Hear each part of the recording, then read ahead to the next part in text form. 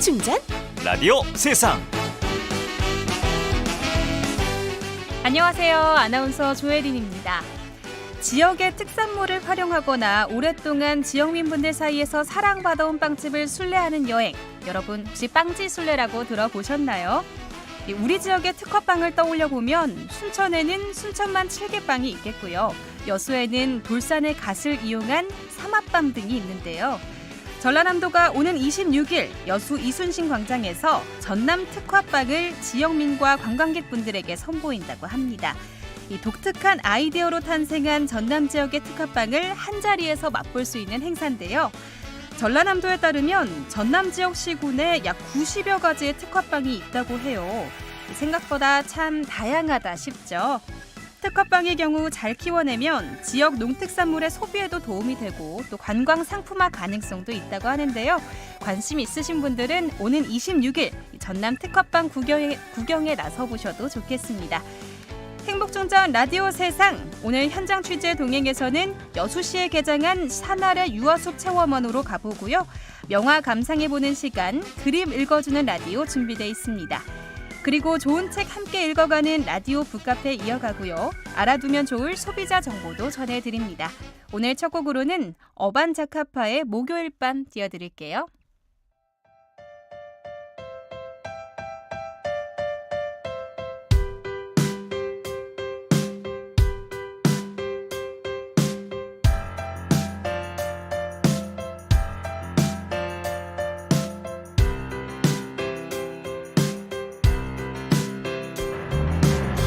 평범한 목요일 밤 널 데려갈게 어디든 일주일 중에 네가 제일 지쳐 있으로는 Wanna try if you don't mind 둘이서 갈래 어디든 밤을 가득 채울 너와 나 그곳을 향해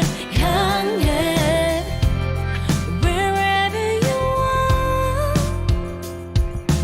이리저리 튀다 정해진 모든 걸 해내도 하나도 웃음 안 나고 또 원래 일이 두렵고 밤은 좀 남았는데 어떻게 써야 할지 모르고 너와 함께 밤 공기를 느끼고 봐 지금 데리러 갈게 집에 가지 말고 있어줘 Baby I'm on my way Maybe I'll be there but hey, 왜 너가 차비를 내야 해 좋은 음악이 있는 오빠 차가 있잖아 물론 내일 일찍 일 나가야 해 이런 신랑이 할 시간에 조금이라도 널 봐야 해난 호흡이 딸리는 목요일 밤 널 생각하면서 달려가나 평범한 목요일 밤 너 데려갈게 어디든 일주일 중에 네가 제일 지쳐 있으로는 Wanna drive if you don't mind 둘이서 갈래 어디든 밤을 가득 채울 너와 나 그곳을 향해 Wherever you are baby 어디든 데려다 줄게 건반처럼 가로등을 가로지르며 너의 하루를 들으며 그랬어 그러면서 너를 괴롭혔던 바깥 세상의 밤 공기를 메우며 창밖에 내던진 음악처럼 한강엔 별과 다른 시간과 똑같이 흐르고 있어 baby 우린 느낄 수 있어 둘이서 앞으로 더 많은 목요일에 도착할 거란 걸 평범한 목요일 밤 널 데려갈게 어디든 Wherever you want 어디가 됐건 Whatever you want 그 무엇이 됐건 Let's go Let's go Wanna try if you don't mind 둘이서 갈래 어디든 Yeah, wherever you want, wherever we want, wherever I want, wherever we want, we're going to, yeah. 바람을 떠느끼게 창문을 활짝 열어줘 아무 말 필요 없어 그냥 나를 믿어 Wanna try if you don't mind 둘이서 갈래 어디든 밤을 가득 채울 너와 나 그곳을 향해 Wherever you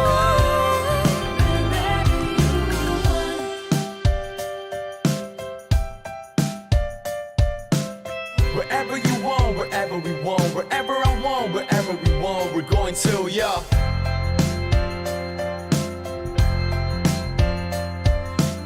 Wherever you want, wherever we want, wherever I want, wherever we want, we're going to, yeah.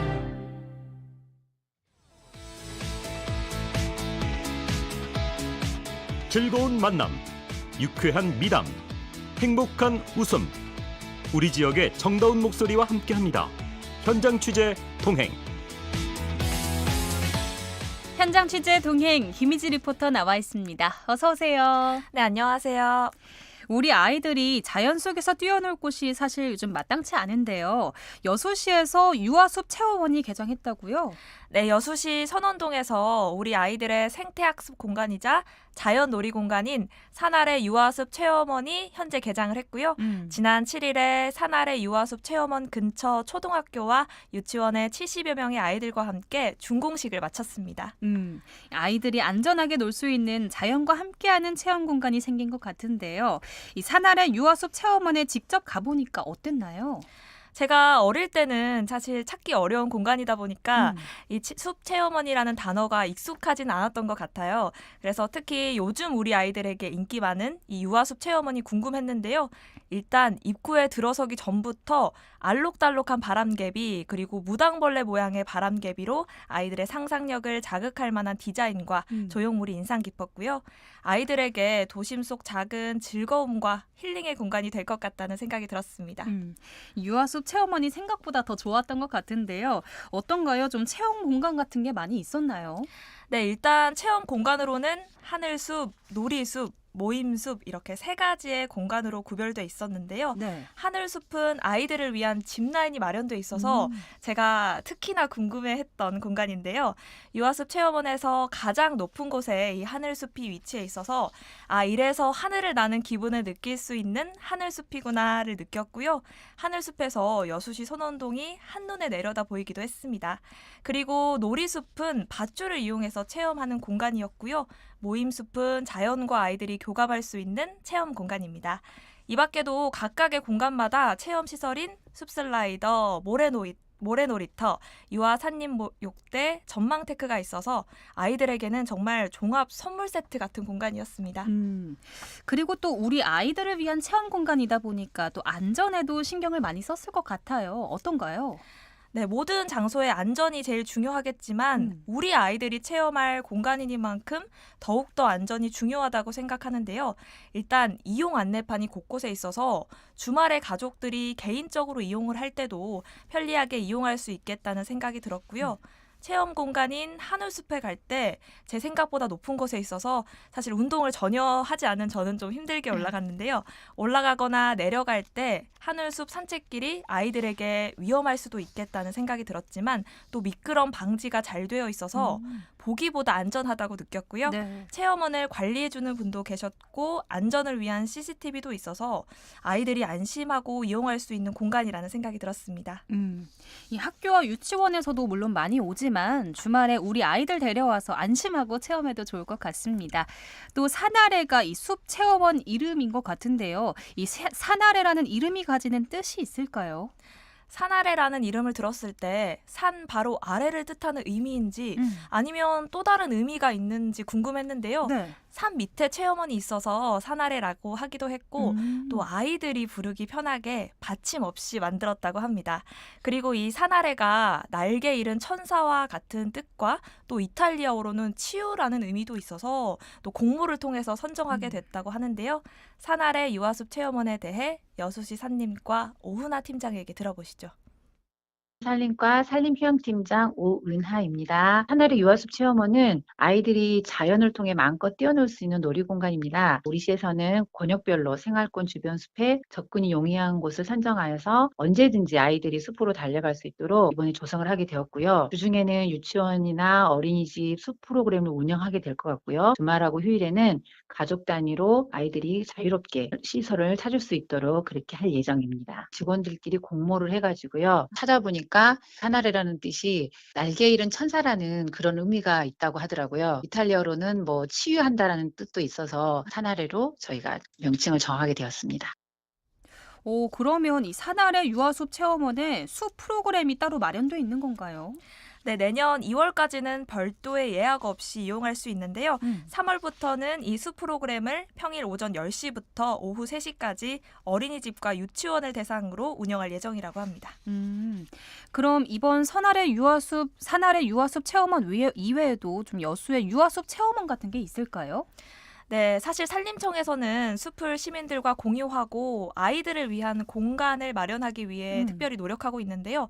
그래서 사실 전국 곳곳에 이 숲 체험 공간을 확장하기 시작했고요. 여수시에서는 2012년부터 아이들을 위한 유아숲 체험원을 조성했다고 합니다. 여수시 산림과 오훈아 팀장에게 들어보시죠.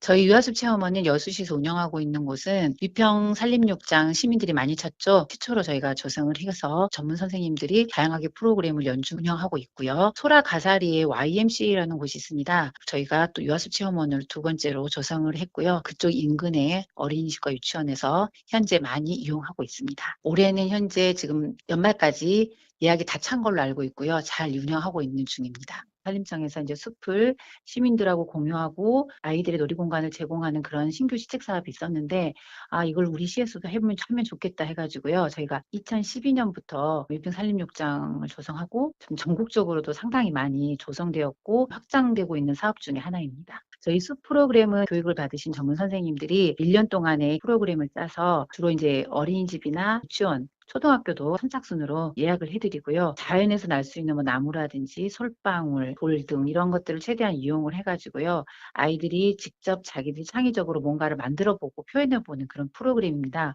근데 저희가 1년에 약 한 500회, 만여 명의 어린이들이 참여하고 있고요. 하나의 유아숲 체험원은 내년 3월부터 진행할 예정입니다. 무엇보다 이 체험원을 직접 이용하는 아이들의 반응도 궁금해지는데요. 지난 10일 시공식 때 처음으로 아이들이 산아래 유아숲 체험원을 체험해 봤겠죠. 네, 아이들을 위한 공간이니만큼 시공식은 아이들과 함께 진행했는데요. 아이들은 호기심을 가지고 굉장히 즐거워하면서 유아숲 체험원을 했다고 하고요. 어른들도 또 아이들과 함께 동심에 빠져서 시공식과 숲 체험 프로그램을 즐겼다고 합니다. 그리고 산아래 유아숲 체험원은 어른들을 위한 산책로도 조성되어 있기 때문에 네. 주변 시민분들도 산아래 유아숲 체험원을 긍정적으로 평가했는데요. 현장음과 오훈아 팀장 이야기 함께 들어보시죠. 애기들 나와서 놀 수 있어서 좋고 공기도 좋아서 좋고 잘해놓은 것 같아요. 조성되기 전에는 지저분했어요. 잡초들이 많아서. 근데 깨끗하고 이제 가끔 애기들도 여기 유치원에서 나와서 놀고 좋은 것 같아요. 잘한 것 같아요. 관리하는 사람인데 여기 저 우게 여기 이렇게 해서 이번에 새로 만들어졌거든요. 그렇죠. 그래서 유아숲이라 그래가지고 어린애들 와서 노는 곳인데 특히 선생님들이 많이 애들 데리고 오는데 좋아라 하고 주말에도 많이 온다고 봐야죠. 공원 꾸미기 전에는 그냥 일반 주민들 와서 뭐 등산도 하고 산책도 하고 그런 곳이었죠. 너무나 애들이 좋아해요. 그 짚라인 타는 거 있잖아요. 저희 이번에 산아래 유아숲 체험원 준공식은 기존에 옆에 이제 동초등학교 학교 학생들도 있고 또 이제 병설 유치원 친구들도 있어가지고요. 그 친구들을 중심으로 아이들 중심으로 자유로운 분위기에서 진행을 해봤습니다. 그랬더니 아이들도 너무 좋아하시고 같이 참여했던 어른들도 동심으로 돌아간 페이스 페인팅, 풍선 불기 또 어른들과 같이 야생화도 심어보면서 자유롭게 행사를 했더니 너무 좋았던 것 같아요. 아이들뿐만 아니라 시민분들도 이 산아래 유아숲 체험원 개장이 반가웠던 것 같아요. 네, 숲 체험원 개장 후에 예전보다 더 자주 오게 되는 것 같다고 말씀하신 시민분들도 계셨고요. 또 새소리와 아이들의 웃음소리가 넘쳐나는 활기찬 공간이 돼서 흐뭇하다고 입을 모아 말했습니다. 앞으로도 여수 지역에 우리 아이들의 야외 활동과 생태 체험을 위한 공간이 더 많아졌으면 좋겠습니다. 네, 오늘 내용 잘 들었습니다. 고맙습니다. 감사합니다. 지금까지 김희지 리포터였습니다.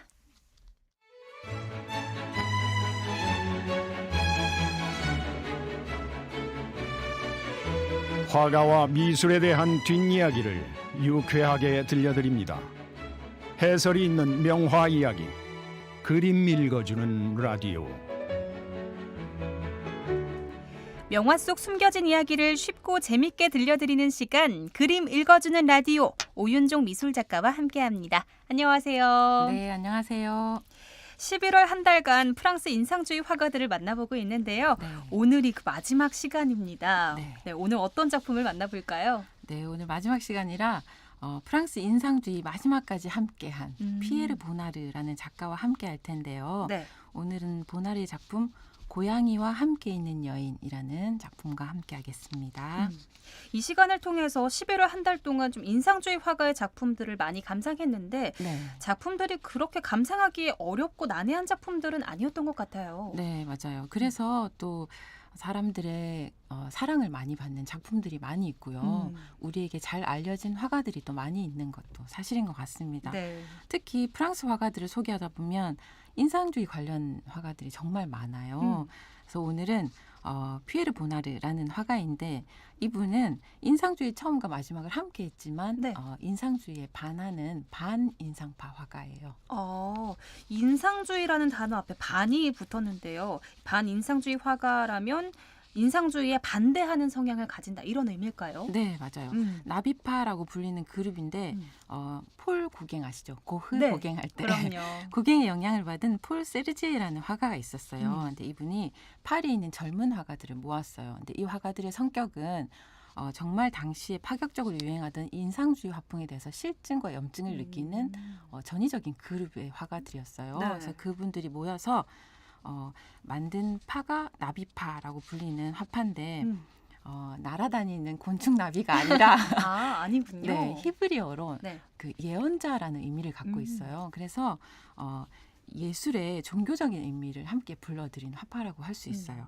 기존의 인상주의가 자연의 색깔, 고유의 색을 부정을 했다고 한다면 나비파는 여기서 조금 더 앞으로 나아가요. 내 내면에 있는 색깔을 분석하기 시작을 했어요. 그래서 어디에도 없는 대상과도 관계없는 개성적인 색채를 사용하기 시작했어요.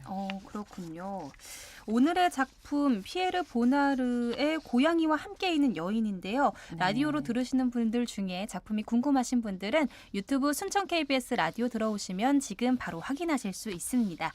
오늘의 작품 고양이와 함께 있는 여인을 조금 소개해드리겠습니다. 하얀 테이블을 앞에 두고 빨간 두건을 쓴 것 같은 한 여인이 앉아 있는데요. 흰 고양이가 의자를 나눠 앉아 있는 듯한 느낌입니다. 제가 그림을 설명하면서도 이 색깔을 참 많이 이야기했는데 네. 그만큼 오늘 작품의 색채가 아주 강렬한 것 같아요. 네, 맞아요. 보나르를 일컬어서 색채의 마술사, 또 색채주의자라고까지 부르는데 사실은 이 말은 인상주의 모든 화가들에게도 붙은 수식어이기도 해요. 네. 근데 오늘 작품 통해서 어떤 차이점이 미묘하게 있는지도 한번 알아가 봤으면 좋겠습니다. 네, 먼저 작품 정보를 좀 들어볼게요. 이 고양이와 함께 있는 여인은 어떤 작품인가요? 네, 이 작품은 1912년에 그려졌고 가로 세로가 거의 정방형에 가까워요. 세로가 약간 긴 네. 78, 77.5cm의 유화 작품으로 현재 오르세 미술관에 소장되어 있는 작품입니다. 인상파 작품 계열은 미묘한 색깔 배열이 되게 많아요. 그래서 책이나 매체를 통해서 보는 것으로는 원화의 느낌을 사실은 살릴 수가 없어요. 그래서 오늘은 작품을 소개하면서 제가 이걸 또 말로 설명을 하자니 되게 막막하기도 한데 들으시는 청취자분들께서는 내가 알고 있는 색채의 모든 것들에 대해서 좀 열고 자유로운 색채, 그러니까 빨강 이러면 빨강 말고 내가 알고 있는 빨강의 모든 것들을 그 안에 넣으면서 이렇게 이해하려고 하시면 이미지화 하시면 좋을 것 같습니다. 네.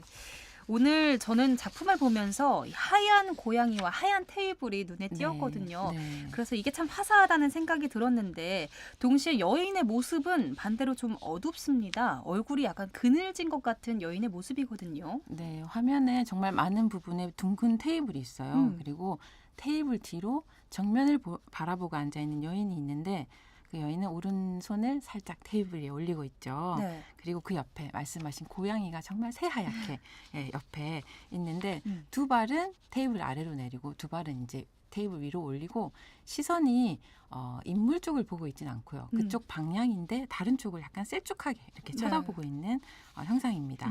테이블 위에는 화사한 꽃과 과일이 있고 여인의 앞에도 약간 고양이 간식처럼 보이기도 하고 본인의 간식인 것 같기도 한 접시가 보이기도 합니다. 구도가 정말 강렬해요. 앞에 있는 둥근 테이블, 뒤쪽에 있는 벽들도 크게 나눠져 있고요. 색감도 테이블과 왼쪽 벽, 고양이, 오른쪽에 있는 벽난로는 정말 화사한 색깔로 채색이 돼 있어요. 그래서 인물이 얼굴이 어두움에 가려져 있어서 이렇게 화사함과 어두움의 극단에 있는 작품이다. 이렇게 보실 수 있어요. 강한 빛이 드리워져서 인물이 어둠 속에 묻혀져 있는 그런 느낌이 드는 작품입니다. 맞아요. 보통은 인물이 제일 밝았던 것 같은데 네. 설명해 주신 것처럼 오늘은 인물이 어둡고 배경이 환하거든요. 네. 그래서 마치 이 작품을 봤을 때 주인공이 고양인가 싶기도 한데요. 네. 이렇게 좀 작품을 그려낸 어떤 의도 같은 게 있었을까요?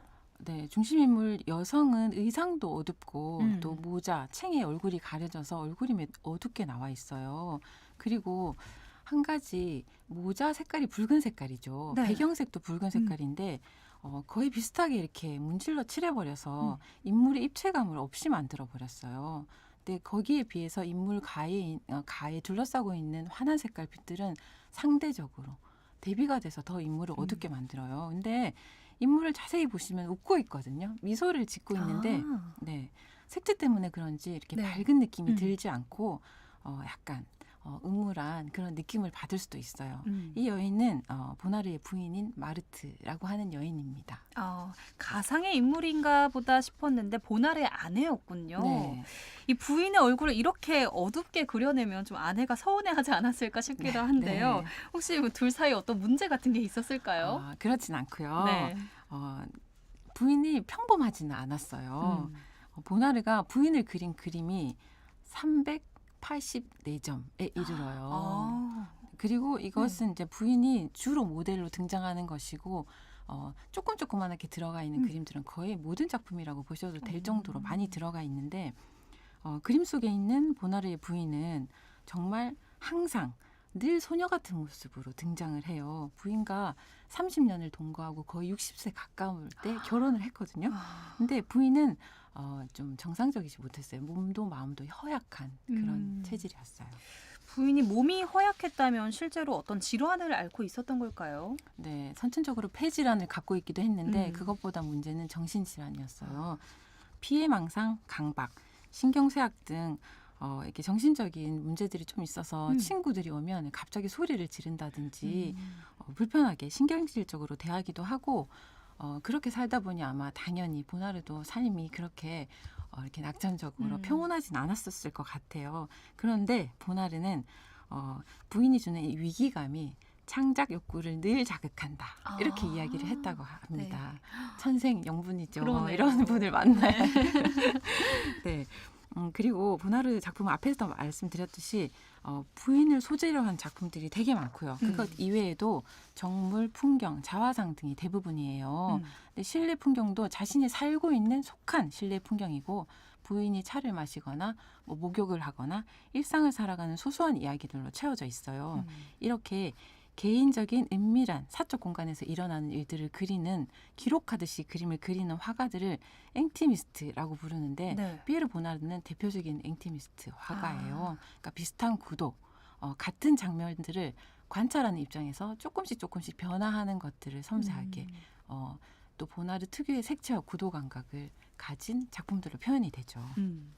이 아내의 옅은 미소와 그리고 어두운 색깔, 하지만 아주 화사한 공간에 아내를 앉혀뒀잖아요. 네. 이 작품의 모델이 되는 피에르 보나르의 아내 이야기를 들으니까 작품이 네. 더 잘 이해가 되는 것 같은데요. 보나르의 색채에는 어떤 특징이 있나요? 오늘 작품에서도 드러나지만 색채 사용이 좀 독특해요. 오늘 작품은 노랑, 빨강, 초록, 원색이라고 하는 세 가지 색깔이 함께 대비되어 있고 그리고 역광이 빛이 강하게 들어오는 그런 작품이죠. 네. 색채가 정말 강한 데 비해서 인물은 별로 드러나지 않는데 보나르의 예술관이 그래요. 등장하는 인물들을 배경과 같이 인식을 해요. 그렇게 독립적이고 객체적인 어떤 독립적인 하나의 양감이 드러나 있는 하나의 주체로 보지 않고 그냥 배경이 어느 한 부분인 것처럼 표현을 하거든요. 그래서 오늘처럼 인물을 화사한 빛 속에 두지 않고 그냥 배경과 비슷한 색깔로 이렇게 묻어버렸어요. 하지만 자연광, 후광 이런 빛 처리를 인해서 화사함을 느끼게 만들고 그래서 어두움과 밝음이 함께 공존하는 좀 독특한 그의 작품 세계가 드러나는 작품들로 표현이 되고 있습니다. 네.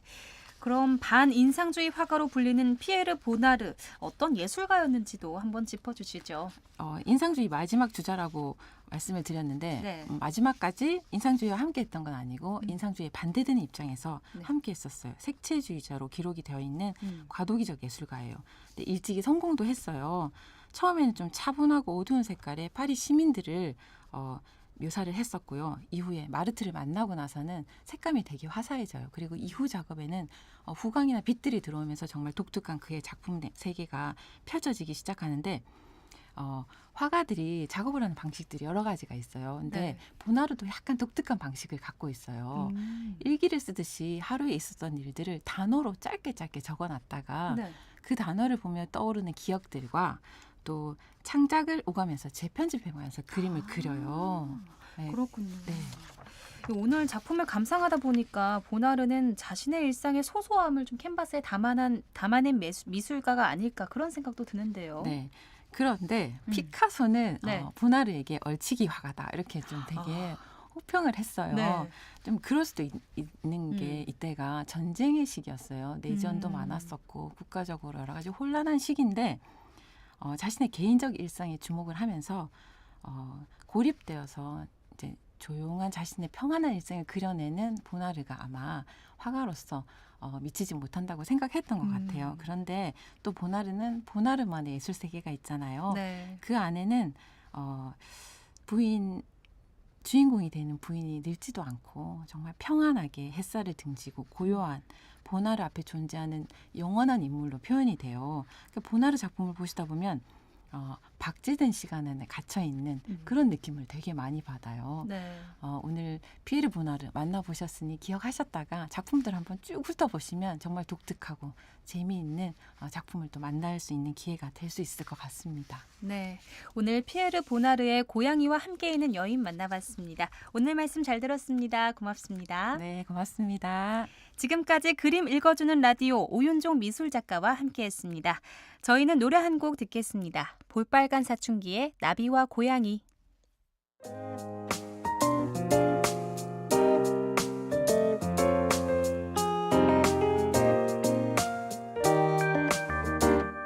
나를 보면 숨어요 어디든 자유롭게 놀아요 이 날씨도 그대 위한 거예요 나를 찾아요 그러면 그땐 어디든 있어요 내 손 위에 머물러 잠시 앉아 쉬어요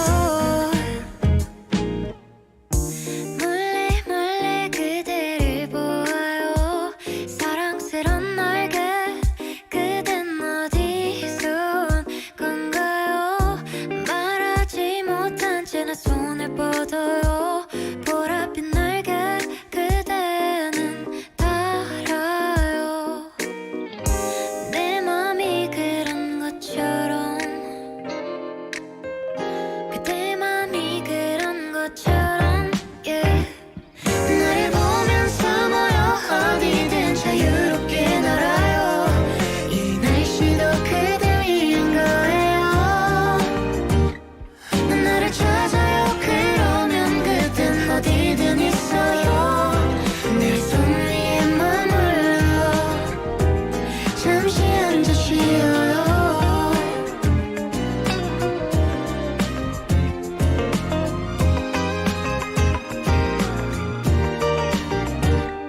가만히 난 몰래 몰래 그대를 보아요 사랑스런 날개 그댄 어디서 온 건가요 말하지 못한 채 내 손을 뻗어요 보랏빛 날개 그대는 달아요 내 맘이 그런 것처럼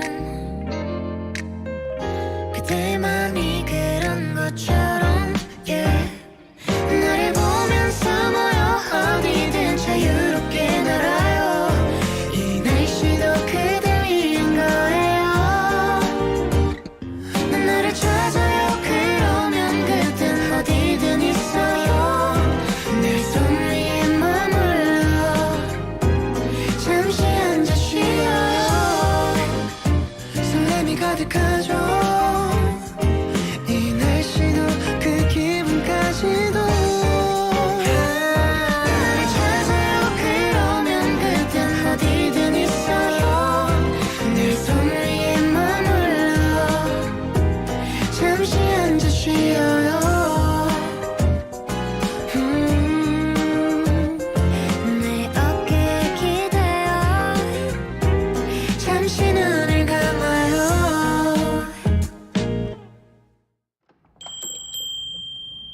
어서 오세요. 라디오 북카페입니다. 좋은 책으로 생각을 나눕니다. 라디오 북카페. 즐거운 책 읽기 함께하는 시간 라디오 북카페입니다. 함께 읽고 생각을 나누어 갈 수 있는 좋은 책을 만나볼 텐데요. 손유종 시민작가와 함께합니다. 안녕하세요. 네, 안녕하세요. 가을의 끝자락이자 겨울의 초입입니다. 오늘은 시집을 함께 읽어본다고요? 네, 오늘 함께할 책은 박우현 시인의 두 번째 시집 그때는 그때의 아름다움을 모른다입니다. 느긋함과 과묵함의 아름다움으로 일상을 탐독한 시집이라고 합니다. 그때는 그때의 아름다움을 모른다. 제목이 와닿습니다. 이게 지나고 보면 나쁜 일이든 그렇지 않은 일이든 아름다웠다. 이렇게 생각할 때가 있는 것 같아요. 네, 이번 시집의 제목과 같은 시인 그때는 그때의 아름다움을 모른다는 이미 많은 독자들에게 알려져 있어서 인터넷 카페나 블로그, 게시판, 트위터 등에 감동글로 올라와 있을 만큼 인터넷에서 화제가 되었다고 해요. 그의 시는 우리가 일상 속에서 잊고 있던 것들을 일깨워주면서 사물을 보면서 때로는 자신을 다시 보게 하는 힘이 있다고 합니다. 그 힘으로 그의 시는 마음의 깊은 곳에서 지각을 뚫고 솟아오르는 샘물처럼 바다에까지 거침없이 흘러갈 것이므로 결코 작지 않다는 믿음을 우리에게 주고 있다고 합니다. 오늘 소개해 주시는 시집이 모두 3부로 구성되어 있다고 하던데요. 어떻게 나뉘어 있나요? 1부는 가을 강에서, 2부 그때는 그때의 아름다움을 모른다, 3부 들은 이야기 이렇게 총 3부로 구성되었고요. 각 장마다 15편의 시가 실려 있어요. 우리 일상 속에서도 자연과 함께하는 생활을 좋아하시고 또 즐기시는 것 같더라고요. 온갖 꽃과 물고기와 또 살아있는 모든 것들 속에서 보고 느낀 마음을 시 한 편 한 편으로 그 아름다움을 표현하고 있는 듯해요.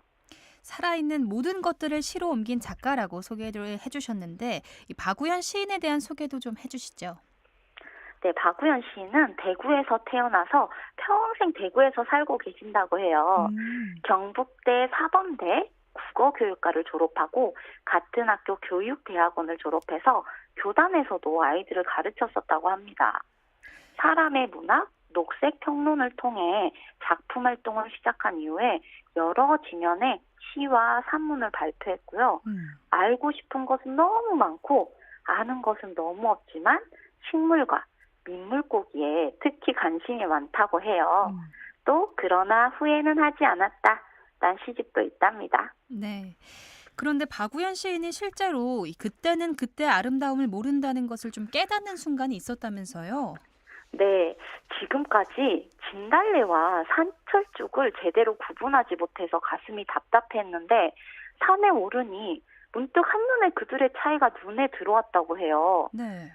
진달래꽃은 잎 없이 흐드러지게 피어 있었고 산철쭉은 이제 잎과 꽃눈이 파릇하게 자라고요. 예전에는 보이지 않더니 진달래가 지고 나면 이제 산철쭉이 바로 피는 걸 느꼈다고 하네요. 이렇게 시간이 지나면서 보이지 않던 것들이 보이기 시작한다는 이야기로 이 시집을 소개해주는 듯해요. 이 진달래와 철쭉을 사실 저도 잘 구분 못하는 편인데요. 이 시인의 네. 해안은 정말 남다른 것 같습니다. 헷갈리는 진달래와 철쭉으로 그때는 그때의 아름다움을 모른다라는 시집을 써낸다는 게 참 멋진데요. 이 시집의 발문을 자처한 분이 배창원 시인이라고 들었어요. 네, 이 시집의 발문을 자처한 이 배창원 시인은 최근 몇 년 동안 젊은 국어교사들을 상대로 해온 어떤 시 교육 강좌에서 좋은 시를 두세 편 골라 토의하게 했을 때마다 그 참가했던 교사들 사이에서 가장 감동적인 시의 하나로 읽히는 것을 줄곧 보아왔다고 했어요. 그의 시가 이렇듯 교사들 사이에서만 회자되는 것은 아니라고 해요. 아이들이 각자 뽑은 가장 좋은 시에는 거의 빠짐없이 이 시가 등장했다고 하는 걸 보면 학생들 사이에서도 꽤 인기가 있는 시임에 틀림없다고 합니다. 그래서일까 백창환 시인은 그를 이 시대의 청장년 독자들이 널리 공감하고 좋아하는 시를 쓰는 시인이라고 이야기를 하고 있어요. 그럼 이번에는 시를 직접 감상해 볼 텐데요. 제가 낭독해 보겠습니다. 네.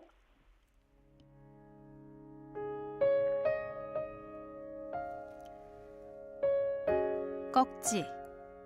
그는 킬리만자로의 표범과 닮았다. 그는 싸움을 잘한다. 물고기의 왕이다. 그는 먹이를 위하여 서둘지 않는다. 어슬렁거린다. 그는 죽은 것을 결코 먹지 않는다. 차라리 굶어 죽는다. 그는 고독하다. 늘 혼자다. 그는 고독하지 않다. 고독마저 권태로울 때 큰 입으로 하품할 뿐이다. 아니, 그는 어느 사내를 닮았다. 꿈은 잃어버리고 땅콩 껍질 같은 욕망만 남아 쓸쓸해하는. 학산 2. 그 전까지 학산에는 개망초가 하나도 없었다. 강원도 평창 어느 길섭에서 우연히 그 이름을 배웠다. 그 이름을 알고 오늘 학산에 오르니 개망초가 지천으로 피어 있었다. 늘 곁에 두고서도 내가 슬픔으로 돌아보았을 때 학산이 처음 거기 있었듯이 나도 계란꽃차 하고 불러보았다. 대답은 몸 숨긴 장기가 대신했다. 그때는 그때의 아름다움을 모른다. 20대에는 30이 두려웠다. 30이 되면 죽는 줄 알았다. 이윽고 30이 되었고 싱겁게 난 살아있었다. 40이 되니 그때가 그리 아름다운 나이였다. 30대에는 40이 무서웠다. 40이 되면 세상 끝나는 줄 알았다. 이윽고 40이 되었고 난 슬프게 멀쩡했다. 50이 되니 그때가 그리 아름다운 나이였다. 60이 되면 50이 그러리라. 70이 되면 60이 그러리라. 죽음 앞에서 모든 그때는 절정이다. 모든 나이는 꽃이다. 다만 그때는 그때의 아름다움을 모를 뿐이다.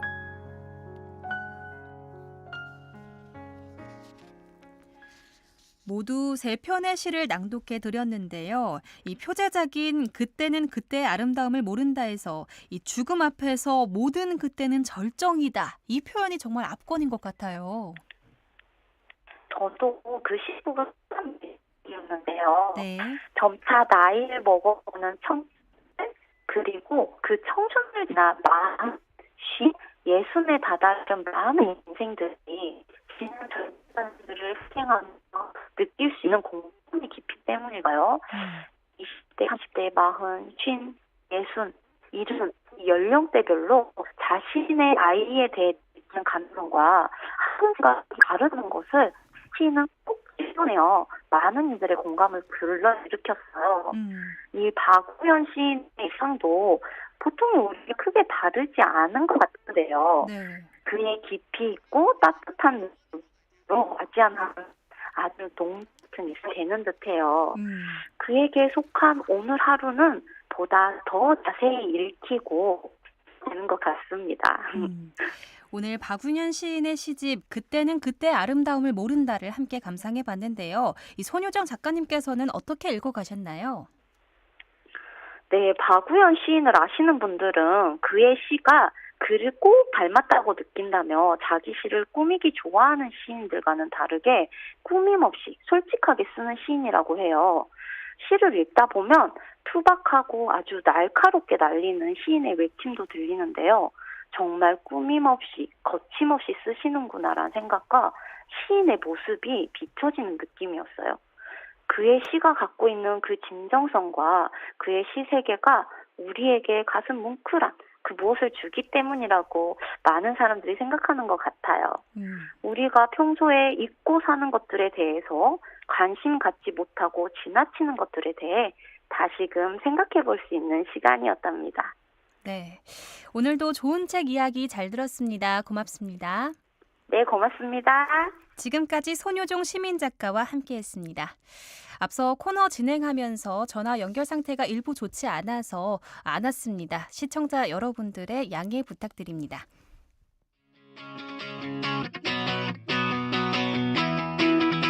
기분 좋은 지역 뉴스, 공감하는 감성 이야기. 여기는 행복 충전 라디오 세상입니다. 아는 만큼 보이는 알짜배기 소비자 정보를 전해드리는 시간입니다. 글로벌 할인 행사인 블랙 프라이데이가 오늘입니다. 이 블랙 프라이데이 기점으로 매년 해외 직구 관련 소비자 피해도 증가하고 있다는데요. 오늘은 해외 직구와 관련한 소비자 보호 정보를 알아보겠습니다. 전라남도 일자리경제과 천재정 주무관 전화 연결돼 있습니다. 안녕하세요. 네, 안녕하세요. 이 해외 직구 사기 의심 사이트와 관련해서 최근 3년간 소비자 상담기관에 접수된 사례가 2,745건이나 된다면서요? 네, 맞습니다.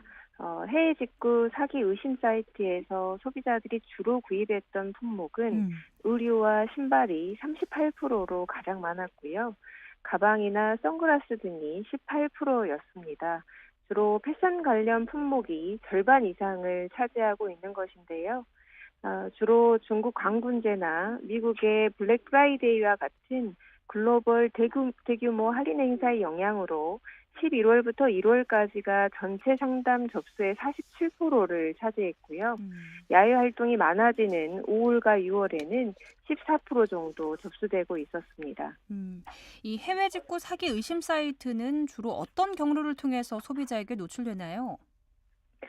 대부분 인스타그램이나 페이스북과 같은 SNS 광고를 보고 사기 의심 사이트에 접속한 경우가 67%로 가장 많았습니다. 그 밖에는 브랜드명이나 본인이 사고자 하는 품목을 검색해서 접속한 경우도 20%에 달했는데요. 사기 의심 사이트는 브랜드 로고나 할인을 많이 해준다는 현혹 문구를 크게 작성하는 경우가 많습니다. 또 사이트 하단에 통신 판매업 신고 번호나 사업자 정보를 명확하게 기재하지 않는 특징이 있는데요. 사이트 내에서 계약을 할 때 개인 통관 고유 번호를 제출하지 않고 사업자 개인 메일로 해당 통관 번호를 제출을 요구한다면 해당 사이트는 사기 사이트일 가능성이 높기 때문에 소비자는 되도록 계약을 하지 않는 것이 좋겠습니다. 이 해외 직구를 해보면 형태가 참 다양합니다. 구매 대행부터 배송 대행까지 직구의 방법이 여러 가지가 있는데요. 구분을 좀 해주시죠. 먼저 구매 대행은 구매 대행 사업자를 통해서 해외 상품을 주문하고 배송까지 받는 형태입니다. 직접 구매는 소비자가 해외 쇼핑몰에서 직접 상품을 구매하고 해외 판매자로부터 배송을 받는 형태인데요. 마지막으로 최근에 많이 이용을 하는 배송 대행 서비스는 소비자가 직접 해외 쇼핑몰에서 구매를 하고 배송만 배송 대행 사업자를 통해서 국내로 배송받는 형태입니다. 최근에는 금액이 상대적으로 저렴하기 때문에 배송 대행 서비스만 이용하는 소비자들이 계속 증가하면서 관련 소비자 피해도 증가하고 있는 것으로 나타났습니다. 최근에는 상대적으로 수수료가 저렴한 배송 대행 서비스를 이용하는 소비자들이 많다고 하던데요. 그런데 이런 경우에는 이 배송 대행 업체에서 재포장할 수 있다는 약관이 있어서 물품에 문제가 발생됐을 때 보호를 받지 못하는 경우가 많다면서요. 네, 맞습니다. 배송 대행 서비스는 진행 절차를 보면 이렇게 진행이 됩니다. 소비자가 해외 쇼핑몰에서 물품을 구입한 후에 배송 대행 업체에 배송 대행을 신청을 하면 배송 대행 업체에서 수신 확인되었음을 소비자에게 통지합니다. 그 이후에 배송 대행지에 물품이 도착을 하면 배송비를 측정하고 소비자가 서비스 요금을 그때 결제하게 되는데요. 흔히 얘기하는 배송 대행지는 현지 사업자에서 배송 대행지로 물품이 오면 배송 대행지에서 우리나라로 물품을 보내주는 형태입니다. 공정거래위원회 표준약관에서는 배송 대행업자가 물품을 재포장한다면 소비자에게 사전에 동의를 얻어야만 한다고 규정하고 있습니다. 하지만 대부분의 사업자는 개별 약관을 통해서 소비자 동의 없이 재포장을 할 수 있다라고 되어 있고요. 재포장을 할 경우 소비자가 포장 훼손 등을 이유로 새 상품이 아닌 중고 상품으로 의심을 하고 이의 제기를 하더라도 사업자가 이에 대한 배상을 하고 있지 않아서 여러 가지 문제의 원인이 되기도 하는 유형입니다. 이런 경우에는 소비자가 보호받을 수 있는 방법이 있을까요? 배송 대행 업체가 대부분 우리나라 사업자가 아니기 때문에 사업자가 배상 처리에 응하지 않는다면 우리나라의 행정기관에서 공고하기란 사실상 어렵습니다. 이런 상황 때문에 배송 대행 계약을 체결하기 전에 소비자 스스로 계약서를 꼼꼼히 확인하시는 게 가장 좋은 방법입니다. 계약서를 확인하실 때는 물품에 대한 검수 범위나 손해배상 범위 등과 관련된 거래 조건을 확인하시는 게 좋겠습니다. 운송 중 사고로 인한 물품 누락이나 파손 등과 같은 분쟁이 발생될 수 있기 때문에 소비자 스스로 물품 배송 현황을 자주 확인하시고요.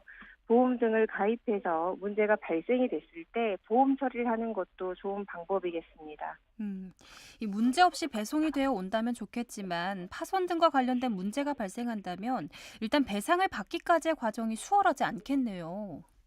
네, 특히 최근에는 가전제품을 해외 직구로 구입하시는 분들이 점차 증가하고 있습니다. 가전제품의 경우는 전기용품 및 생활용품 안전관리법에 의해서 판매를 목적으로 하지 않고 개인이 사용하기 위해서 반입했다면 한 개 제품에 대해서만 수입 승인 없이 가져올 수 있다고 규정하고 있습니다. 동일 모델의 전자제품을 2대 이상 동시에 해외 직구할 경우에는 별도의 승인이나 인증 절차가 필요하고 인증 비용을 추가로 부담해야 되기 때문에 소비자의 주의도 필요하겠습니다. 이 계약을 취소한다거나 구입 금액을 환불받기도 어렵지만 이 사기 사이트에서 물품을 구입했다가 대금만 지불하고 물건을 못 받는 경우도 있다면서요. 네, 최근에 많이 되는 상담 사례인데요. 해외 유명 브랜드 가방과 신발을 대폭 할인한다는 SNS 광고를 보고 물품을 구입했다가 사업자와 연락이 되지 않아서 물품을 받지 못했거나 가품 배송으로 피해를 입었다는 상담이 급증하고 있습니다. 한국소비자원에 있는 국제거래 소비자 포털 사이트에서 사기 의심 사이트를 매월 공표하고 있기 때문에 구입하고자 하는 해당 사이트가 사기 의심 사이트인지 사전에 확인하시는 게 좋겠습니다. 이렇게 해외 직구 거래를 했는데 물품을 받지 못했거나 가품을 받은 경우 어떻게 처리해야 하나요? 기본적으로는 차지백 서비스를 통해서 거래 대금에 대해서 환불 받으실 수 있겠습니다. 해외 쇼핑몰에서 신용카드로 구매한 후에 미배송이나 오배송 등과 관련한 피해를 입었다면 업체에서 처리를 해주지 않더라도 소비자가 신용카드 발급사에 입증 서류를 제출해서 거래 대금에 대해서는 납부하지 않거나 환불을 받으실 수 있겠습니다. 차지백 서비스는 신용카드사마다 차이가 조금씩 있는데요. 비자나 마스터, 아멕스의 차지백 신청 기한은 120일이고요. 유니온페이는 180일입니다. 물품 미도착으로 인한 피해의 경우는 마스터카드는 30일, 비자나 아멕스, 유니온페이는 15일부터 차지백 서비스를 신청하실 수 있겠습니다. 환급을 받기 위해서는 소비자가 준비해야 되는 입증 자료도 있는데요. 환불금 미지급의 경우에는 판매자가 환불을 약속한 대화 내용을 저장해 놓으시는 게 가장 좋고요. 사기 의심 사이트로부터 물품이 배송되었다면 가품일 가능성이 크기 때문에 개봉 과정부터 촬영을 하셔서 입증 자료로 확인하시는 게 좋겠습니다. 네, 오늘 말씀은 여기까지 듣겠습니다. 네, 감사합니다.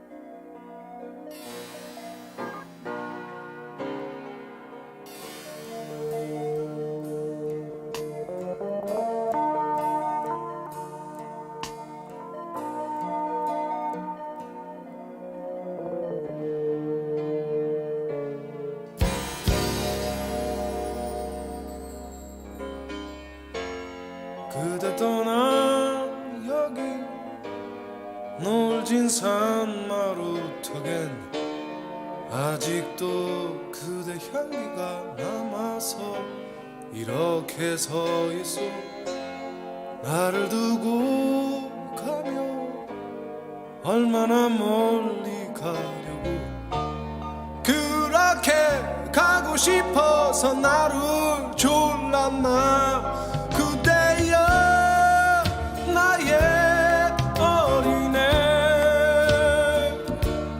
그때는 휘파람 위